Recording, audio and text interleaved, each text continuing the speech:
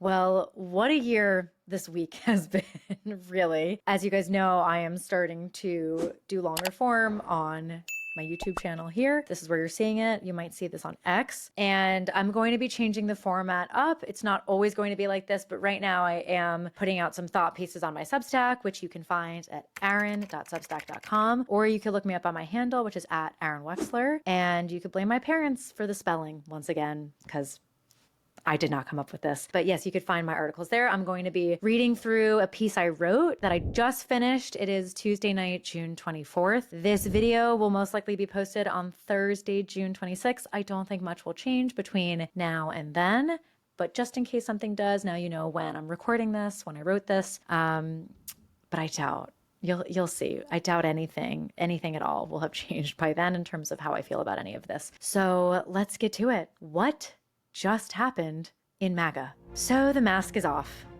Last week, I warned you, my audience, that a growing force, which I termed the right, was undermining President Trump's legacy, even as they pretended to protect it. Because ultimately, they have never actually cared about President Trump's agenda. They aren't loyal to anything except what keeps people watching. I almost feel like I needn't have bothered, because less than 12 hours after I published my article, President Trump denounced Tucker Carlson as kooky and stuck his thumb in the eye of internet isolationists everywhere by greenlighting Operation Midnight Hammer. Carlson, like the rest of them, had it coming. I mean, the man said with certainty that any move against Iran would lead to thousands of American deaths and oil prices would spike to $30 a gallon, neither of which has happened. Maybe he got confused with 30 reals, or maybe, just maybe, math isn't a strong suit for a man who seems never to have heard of per capita GDP. But I will say this for Tucker: at least he wasn't encouraging service members to get dishonorably discharged and effectively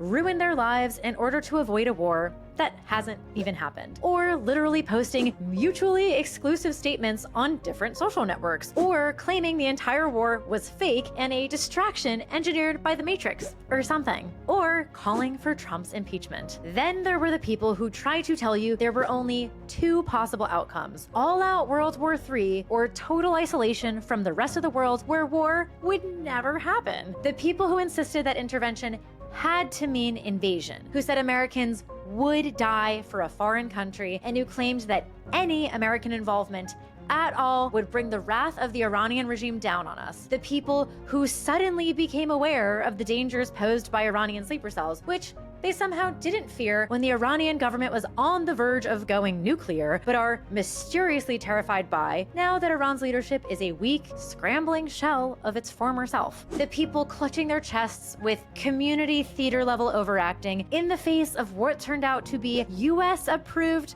choreographed reprisals. And then there were the fence-sitters, who kept their convictions quiet because they allow themselves to be held hostage by their audience. And they are now pretending that waiting to see which way the wind is blowing is the same as being in the arena. It isn't. All of them were embarrassingly, fatally wrong. And now they are crawling back to normalcy like rats, or toxic ex-boyfriends, pretending that Trump followed their playbook.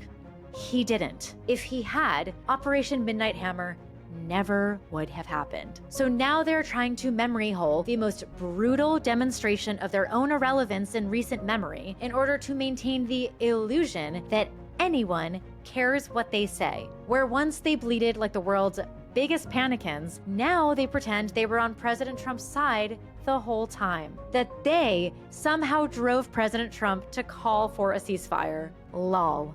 LMAO even. That somehow, some way, they were right and totally meant to get egg on their faces. It's usually a classic leftist tactic to rewrite history while still living it. These are not the acts of leaders. They are the acts of false prophets seeking dishonest profits. If you were part of the audience for any of the people I alluded to above, I have bad news. You've been duped. But you don't have to stay a dupe. Being fooled by people who make their living tricking conservatives into parting with their money, their data, and their common sense is no sin. Wisdom does not always arrive comfortably. Those who have fallen for the right's politics of subtraction, inaction, and distraction need only let the scales fall from their eyes. This is already happening, and it was inevitable. It's high time the right wakes up and realizes that their followers are not as stupid as they have treated them. Trump sees through it, and now so should you.